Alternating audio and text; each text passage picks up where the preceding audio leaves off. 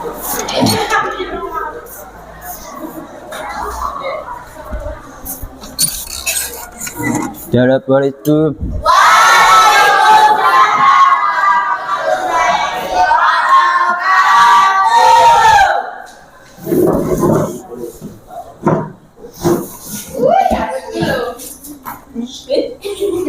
Dapat dua, dapat dua ya.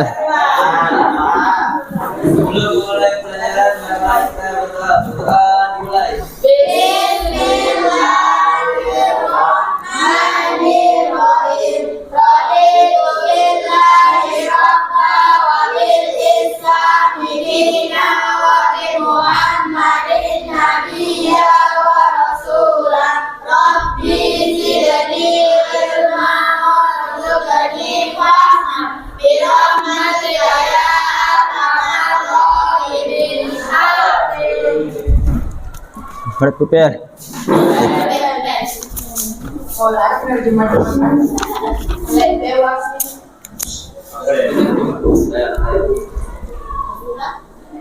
Terjemahan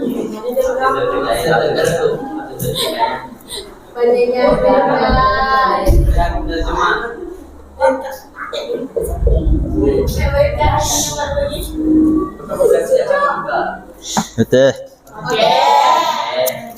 Dah. Apa sih? Dapur mana? Satu dapur.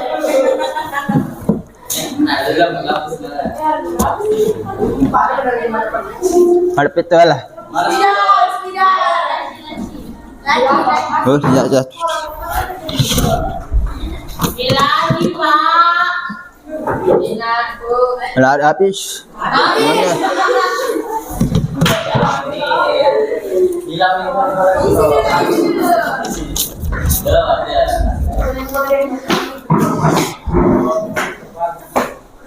Deh, satu aja. Satu.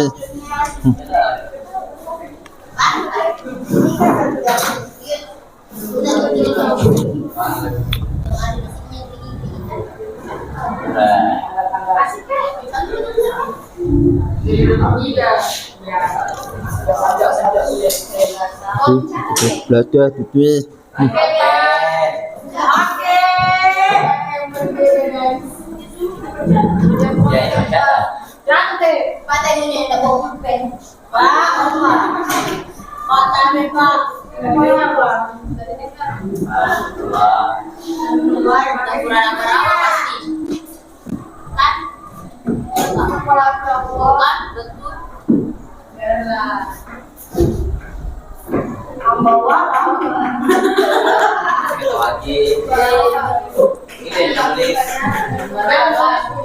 Gitu memang. Dari yang sini jual punya tuh. Iya. Salah salah. Punya jual.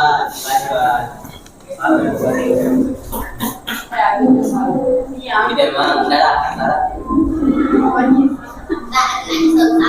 Ya, pakai salah.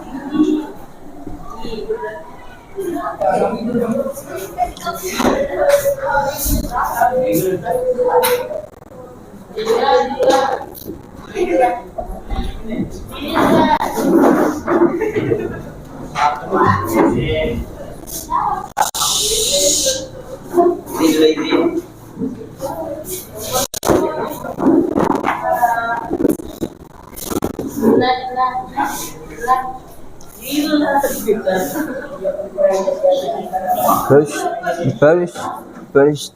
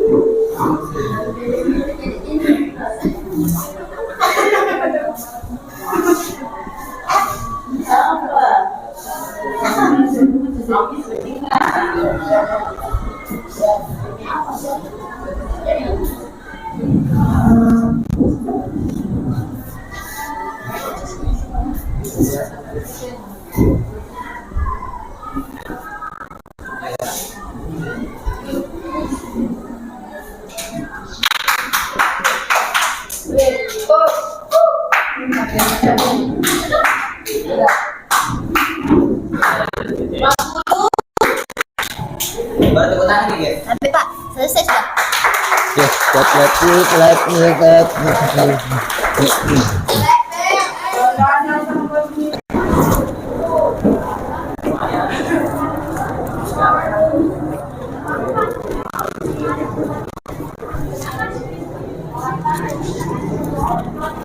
Assalamualaikum. Waalaikumsalam warahmatullahi wabarakatuh. Siapkan dulu satu orang.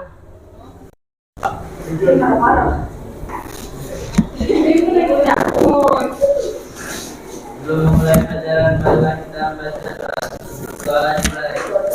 Bismillahirrahmanirrahim. Raditu billahi rabba wa bil islami dina wa bi Muhammadin nabiyya wa rasula.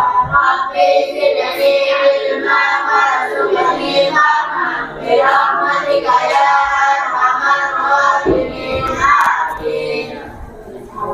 Baik, siapa yang tidak hadir hari ini? Ramadan, Bu. Apa ada keterangannya? Sakit mereka.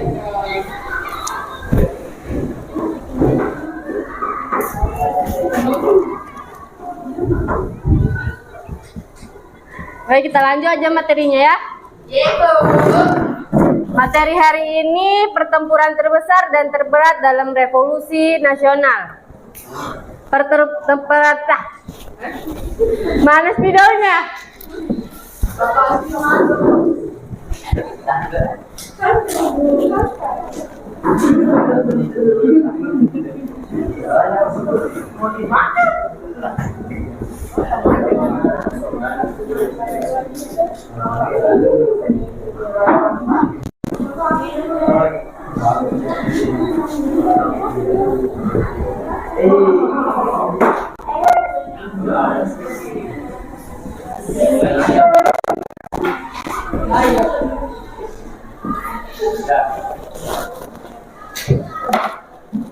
Siapa yang tahu yang dalam materi ini? Ya, betul, pertempuran Surabaya. Pertempuran Surabaya terjadi pada tanggal 10 November 1945. Dan pada tanggal 10 November 1945 adalah peringatan Hari Pahlawan. Waalaikumsalam.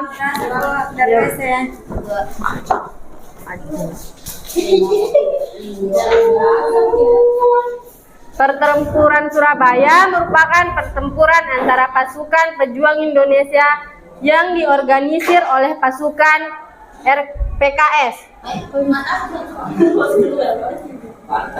Partai Pembela Tanah Air yang dibentuk oleh pasukan Jepang dan polisi, yang bertujuan untuk mencegah pasukan sekutu pasca Jepang menyerah tanpa syarat kepada sekutu di Perang Pasifik.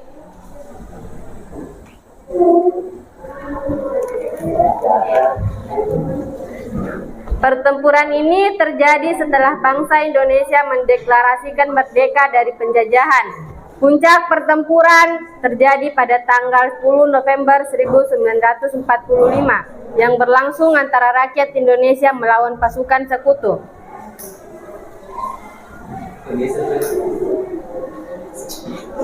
Usai pertempuran ini, dukungan rakyat Indonesia dan dunia internasional terhadap perjuangan kemerdekaan Indonesia semakin kuat.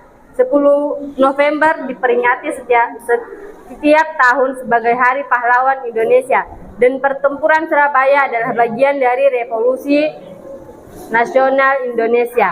Hasil dari pertempuran Surabaya yaitu kemenangan Britania. Britania perlahan terhenti membantu Belanda dan mendirikan kembali kolonialnya di Indonesia dan menjadi netral. Pasukan Britania berhasil menduduki Surabaya dan seluruh pasukan ditarik dari Surabaya pada November 1946. Kekuatan yang dimiliki Indonesia dalam pertempuran di Surabaya yaitu 20.000 tentara infanteri, mayoritas mantan prajurit peta, 150.000 lebih personal militer, 30.000 tentara Kekaisaran Britania dan Angkatan Darat India Britania dengan bantuan tank, pesawat, dan kapal perang. Korban dari pertempuran Surabaya yaitu 6.300 sampai 15.000 tewas dan lebih dari 20.000 orang luka-luka. Baik, itu saja materi yang saya bawakan hari ini. Lebih dan kurangnya mohon maaf. Wabillahi taufiq wasada. Wassalamualaikum warahmatullahi wabarakatuh. Waalaikumsalam. Assalamualaikum.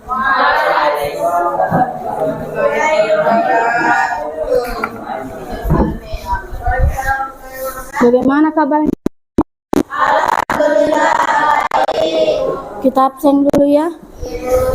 Pulpen.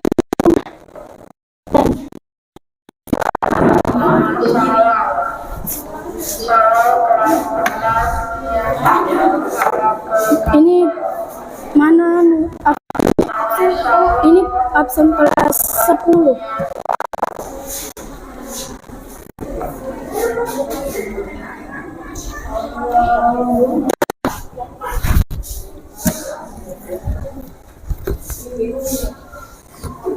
Ahmad Raihan, Adriansyah, Aulia, Ayu Andira, Ajwat Rai, Ahmad Ridwan, Andi Muhammad Raihan Firdaus, Arifah Tri Irnayanti, Asmira, Azira, Dewi Lestari, Fazil, Helmawati, Marini, Muhammad Ali Akbar. Sakit. Ada keterangannya kah? Sakit, Bu. Oh. Muhammad Al-Fahir Reza, Ibu. Muhammad Asmin, Muhammad Rizky Ramadan, Sakit. Nabila, Nopena Citra Yuliandari, Nur Hidayah, Fadila Paramita Dinda, Sisi, Adik. Zulfikar Sandi, oh ya, Dinda, ya skip saja. Siti Rafida Nurul Munira. Oke, berdoa dulu sebelum belajar. Sebelum belajar kita berdoa. Bismillahirrahmanirrahim. Bismillahirrahmanirrahim. وبالإسلام دينا وبمحمد نبيا ورسولا رب زدني علما وارزقني فهما برحمتك يا أرحم الراحمين آمين. Oke, hari ini kita akan membahas materi tentang sejarah singkat Majapahit. Mau dihapuskan nggak, Bu? Hapus dulu, tolong satu orang hapus.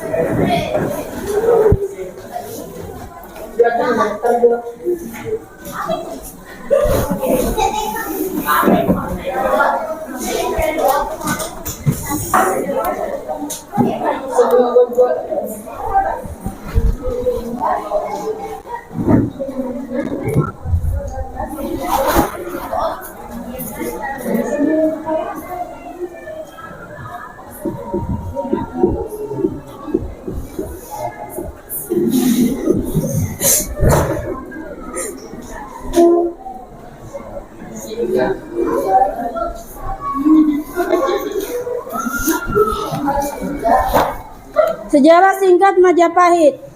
Sejarah kerajaan Majapahit tidak terlepas dari kerajaan Singasari. Raden Wijaya merupakan menantu Kartanegara, raja kerajaan Singasari.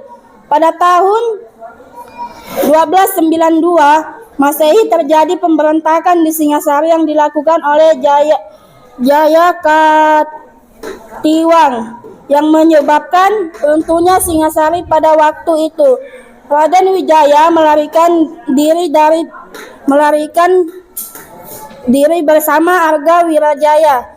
Raden Wijaya kemudian mendiami sebuah hutan di Tironian yang merupakan tanah Sima. Pada masa kerajaan Singasari, wilayah ini kemudian dinamakan Majapahit. Adapun pemberontakan yang terjadi yaitu ada 6. Pemberontakan Majadani, pemberontakan Ronggolawe, pemberontakan Lembusara, dan pemberontakan Nambi. Pemberontakan Kuti, pemberontakan Panca, pemberontakan Saden. Sudah, Pak. Sudah selesai sudah materi kok. Sudah selesai sudah. Mungkin ini saja yang dapat Ibu sampaikan, kurang dan lebihnya mohon dimaafkan. Wabillahi taufik wal hidayah. Wassalamualaikum warahmatullahi wabarakatuh.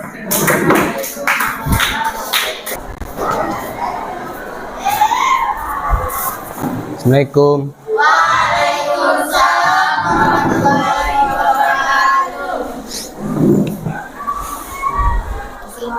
Coba siapkan dulu satu orang. Sebelum mulai pelajaran, mari kita berdoa. Mulai. Bismillahirrahmanirrahim. Raditu billahi rabba wa bil islami dinan wa bi Muhammadin nabiyya wa rasula. Rabbi zidni ilman warzuqni fahma bi rahmatika ya arhamar rahimin. Amin.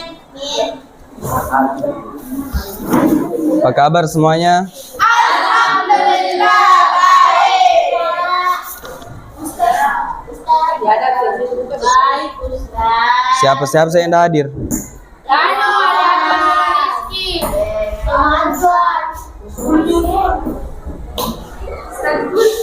Kenapa betul? Ada keterangannya kah? Ada saya.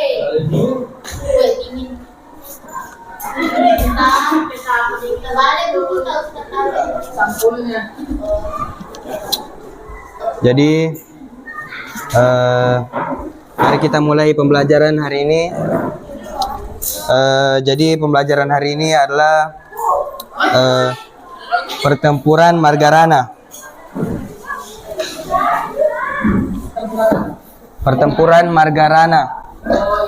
Mungkin kalian sudah tidak asing ya dengan ini, pertempuran Margarana. Asing.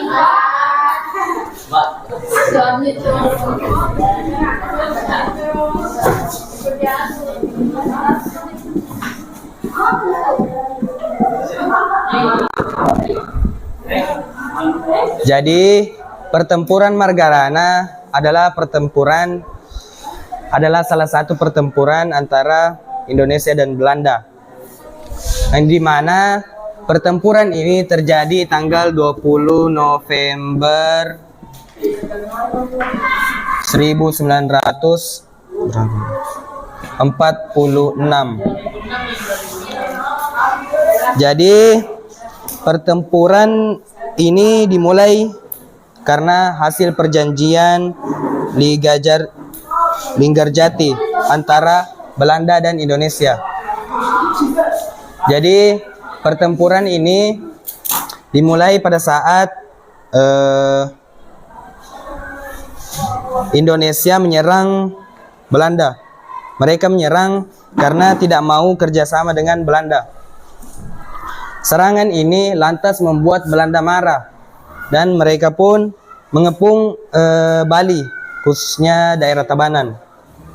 Pasukan yang dikirim Belanda memulai serangan mereka pada tanggal 20 November 1946. Disinilah perang itu dimulai, yang dimana mereka menembaki semua pasukan di Bali itu. Pasukan warga Bali yang pada saat itu sangat minim senjata. Mereka dulu itu tidak ada senjata, kuranglah senjata. Jadi mereka itu tidak bisa serang balik pasukan Belanda. Lalu Belanda mengirimkan pasukan yang sangat banyak, yang dimana pasukannya ada gajah merah, anjing hitam, singa, polisi negara, polisi perintis, dan 3 pesawat pemburu. Tidak hanya itu, Belanda juga sempat menghentikan aksi serangan mereka. Dan beberapa saat kemudian Belanda kembali menyerang dengan mengirimkan banyak pasukan serta pesawat terbang. Serangan ini kembali berhasil dihentikan oleh Ciung Wanara. Ciung Wanara. Dan Belanda pun mundur sejauh 500 meter ke belakang untuk menghindari pertempuran. Jadi mereka ini mundur karena takut ya. Kesempatan ini pun digunakan oleh Agusti Ngurah Rai dan pasukannya untuk meloloskan diri dari kepungan musuh.